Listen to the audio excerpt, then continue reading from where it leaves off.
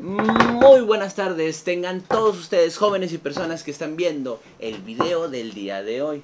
El día de hoy tocará ver los temas de la conquista y de las expediciones españolas. Dentro de ellas tendremos que ver los subtemas de las expediciones españolas y la conquista de Tenochtitlán, el surgimiento de la Nueva España, mercedes reales, tributo y las encomiendas. También por último veremos la evangelización y la fundación de nuevas ciudades. Así que sin más por el momento, comenzamos.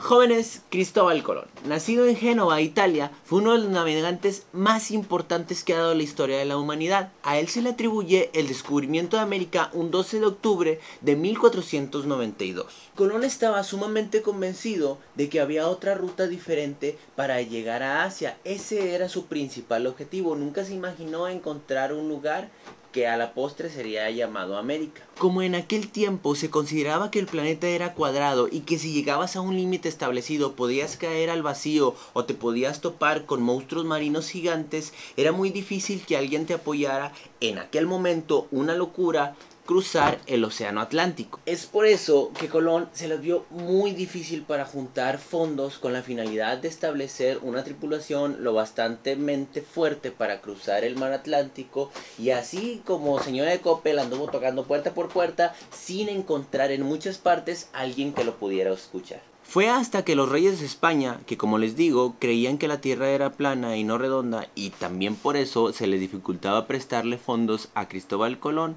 aceptaron, le dieron barcos y la tripulación necesaria para viajar. En esta ocasión, algo que ya ustedes seguramente conocen mucho, que son los tres barcos: la Niña, la Pinta y la Santa María.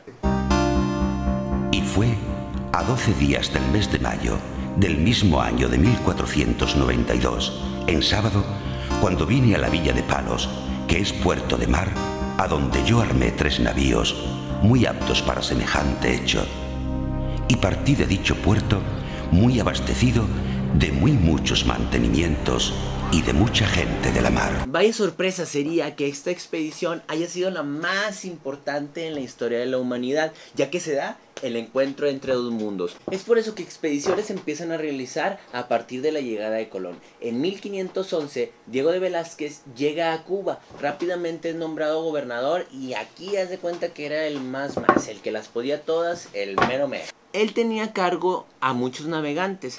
Uno de ellos era Hernán Cortés.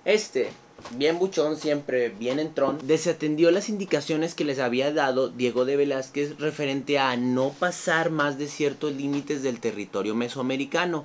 Él rápidamente evadió lo que le dijo Diego de Velázquez, entró en contacto con las civilizaciones de Mesoamérica y emprendió ciertas batallas. Y fíjense, para los indígenas o nativos americanos fue muy sorprendente ver a los españoles en su complexión física, ya que ellos eran güeros, altos, barbudos, muy fuertes, algo así como su maestro pero sin barba. Por lo que muchos, y especialmente los tlatoani o reyes de aquella época, pensaron que se trataba del regreso de la leyenda de Quetzalcóatl que vimos en los temas anteriores. Estás aquí, Quetzalcóatl. Os agradezco, gran señor, que hayáis mantenido vivo nuestro recuerdo durante tantos siglos. Y bueno, a pesar de que los españoles llegaron a conquistar ciertos pueblos de manera muy rápida, se toparon con los más fuertes de la zona, los mexicas. Los mexicas generalmente abarcaban todo el territorio del centro del país, como lo pueden ver aquí en la imagen. A la llegada de los españoles, Tenochtitlán era la cabeza de un conjunto de estados que le daban tributo. El mercado de Tlatelolco era el centro de intercambio comercial más grande de la zona. Los mexicas tenían hasta ese entonces un fuerte rival, como lo eran los totonacas y también los tlaxcaltecas. Esta situación fue vista por los españoles y aprovechada a su vez para juntarse con ellos y tratar de vencer a los mesoamericanos más fuertes. A pesar de que hubo guerras y batallas, una de las cosas que más les costó la vida a las personas que vivían aquí fueron las enfermedades que trajeron de Europa los españoles. Se dice que alrededor del 80% de la población que vivía aquí murió a causa del sarampión, entre otras enfermedades. Y aparte de las enfermedades que propagaron los españoles al llegar aquí, también se libraron batallas sumamente importantes y que serán recordadas para siempre. Una de las principales batallas iniciales de aquella época se da en mayo de 1520, a la que se le llama la Matanza del Templo Mayor, el cual tenía la finalidad de sorprender a las personas que estaban en la ciudad de Tenochtitlán cuando ellos estaban distraídos en una ceremonia religiosa. En junio de 1520 se da la batalla de la Noche Triste. Esta batalla se da cuando Hernán Cortés fue a Tenochtitlán y, siendo sorprendido por los mexicas, los españoles se vieron obligados a abandonar la ciudad.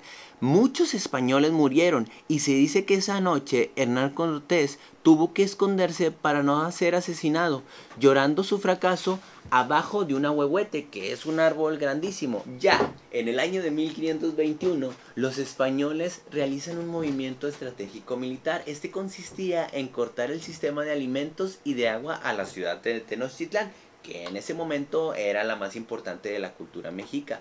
Entonces, al cortarla, generó una escasez de hambre en la ciudad, porque 3 meses después los mexicas se rindieron ante los españoles, en agosto de 1521. El surgimiento de la Nueva España. Después de la caída de la Gran Tenochtitlán en 1521, Mesoamérica pasó a llamarse la Nueva España. Los principales retos que tuvieron los españoles en aquella época fue sin duda el sanar la ciudad. Esto quiere decir el reconstruirla. Y chequen esto, a pesar del fuerte impacto demográfico que sufrieron los indígenas, ellos siguieron representando la mayor parte de la población en el nuevo continente. Y este dato es sumamente importante, ya que al haber españoles e indígenas en un mismo lugar, se empezó a dar un mestizaje cultural. El rey Carlos I nombró capitán y gobernador de la Nueva España a Hernán Cortés.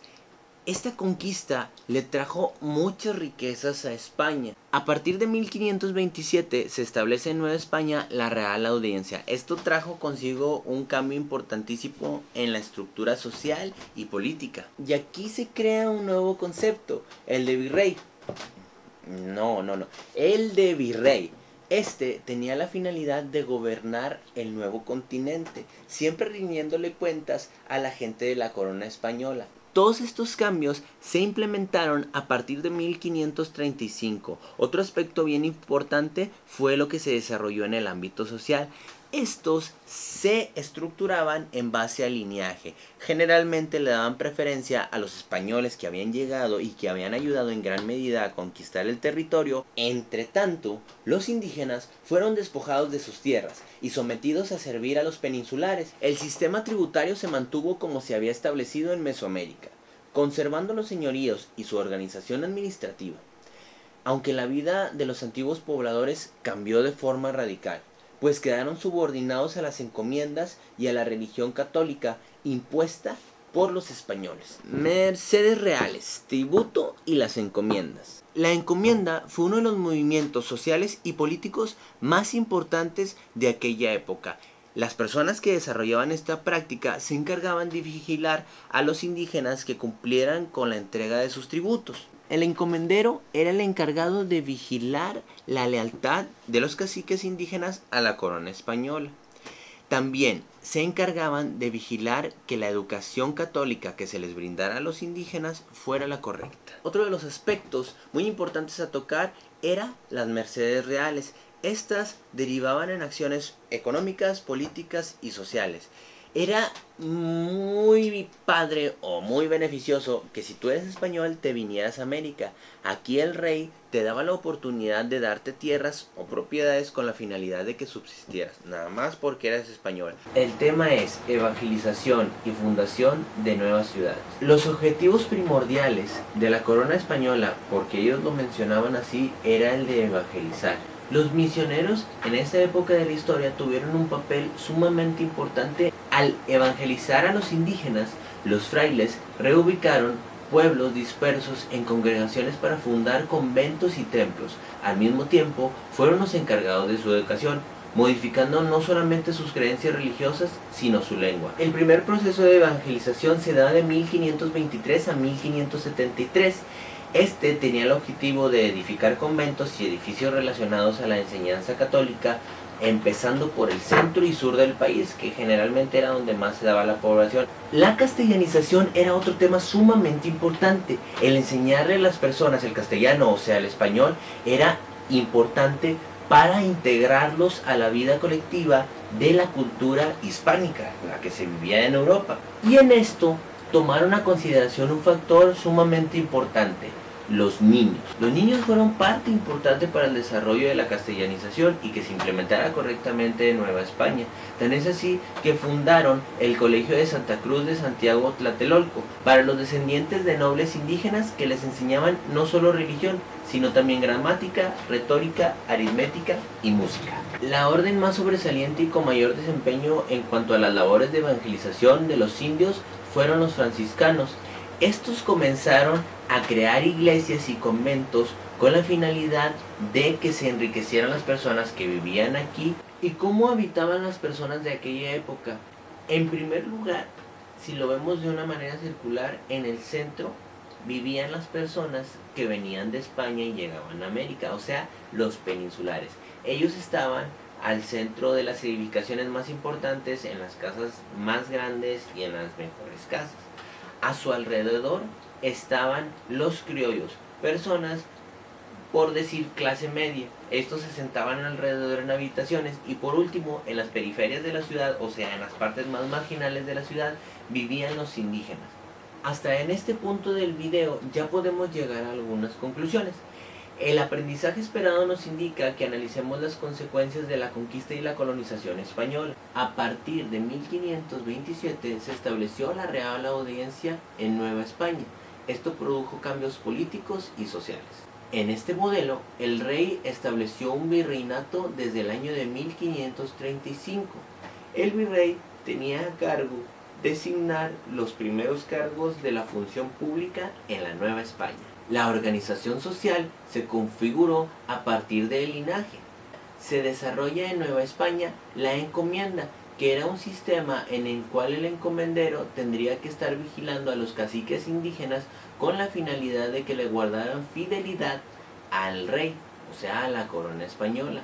Otra consecuencia de la conquista española fue la creación de las mercedes reales. Como les comentaba, esta se creó con la finalidad de que los españoles que vinieran de la península ibérica, o sea de España, tuvieran la manera de subsistir. El rey les asignaba cierta propiedad con ciertos personajes que eran los indígenas, y ellos se encargaban de vestirlos, de educarlos, pero muchas veces solo se dedicaban a explotarlos para obtener más riquezas. Se empieza a evangelizar a las personas que vivían aquí.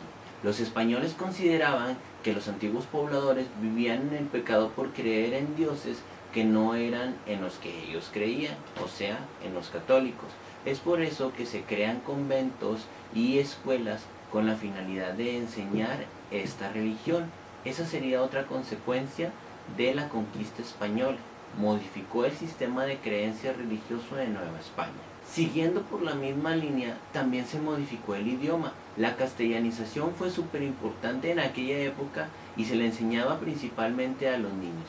También a las personas mejor catalogadas de parte de los indígenas se les enseñaban cuestiones como gramática, retórica, aritmética y música. La creación del mestizaje nos da un sinfín de riquezas a nuestra cultura. Nosotros somos parte de un todo y debemos de reconocerlo así. Es por ello que la creación de este significado es tan importante en la cultura y a lo largo de la Nueva España hasta nuestros días. Con el video que viste hoy tú podrás contestar la actividad 6.